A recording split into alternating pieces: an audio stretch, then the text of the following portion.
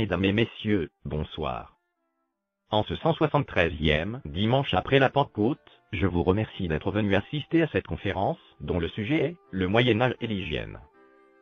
Ce soir, je remplace, au pied levé, pas trop haut, quand même, notre habituel maître de conférence, Madame d'Artois, clouée au lit par une goutte carabinée.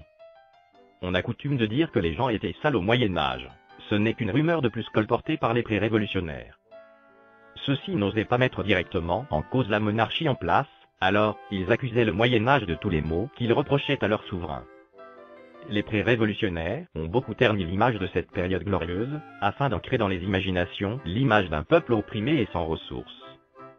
Ils cherchaient ainsi à inspirer la haine de la royauté et de la noblesse en général, et comme ces gens-là s'adressaient à des personnes pelletées, ils pouvaient leur faire croire ce qu'ils voulaient.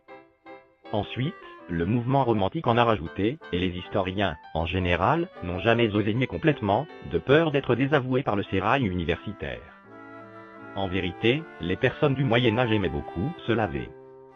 Ils se levaient très tôt pour se rendre au terme légué par l'invasion romaine. On y faisait des soins de beauté, comme des masques d'argile, on pratiquait également l'épilation. Pour tous, nobles comme paysans, la mode était aux cheveux bouclés.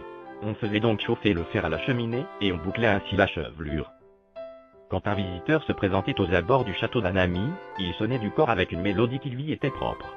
Ainsi, on le reconnaissait de loin. Les châtelains avaient alors le temps de faire lever les herses, et baisser le pont-levis. Quelle que soit l'heure, l'usage voulait que la maîtresse de maison offrit un bain aux visiteurs. Sous le bac et à double fond, on mettait des pierres chauffées pour maintenir le bain chaud et on entourait la baignoire de grands draps afin de garder la chaleur.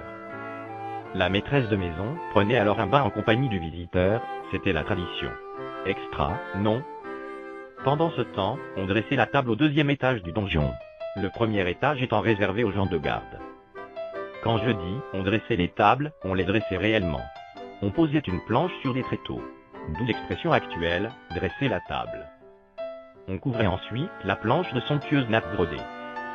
Les marmitons, échansons, pâtissiers et sauciers étaient réveillés, si le visiteur arrivait de nuit, et on préparait pour l'invité un copieux festin.